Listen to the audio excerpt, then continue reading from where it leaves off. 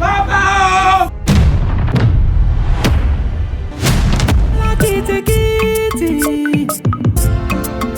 Òrìṣà ńlá Alakitikiti. Àwọn tí ẹjọ́ ló ń kọ́. Wọ́n ti bógun lọ. Ọ̀gbẹ́ gangan sáré bọ̀, ìwọ ló wá sáré wá sáfì kí ni ká ti kò yé mi mọ́ o. Ó kù bí edé. Orí rẹ̀ lẹ́nu rẹ̀ tó wà yóò ṣòfò dànù. Lójú omi bí ìgbà tó ń ka wà kásẹ̀. Bí wọ́n ṣe ṣe nǹkan mi láti dọ́dá lẹ́jì láyé kì í yẹ. Kò sí sí ṣe kò sáà ṣe. Ẹ̀jẹ̀ dín kí. Ibi tí ọ sọ́nà orí kò fún kékeré lọ yẹn ní. Èmi ṣe aláṣẹ ìkejì òrìṣà. Aláṣẹ ọ̀gá òrìṣà lè. Lọ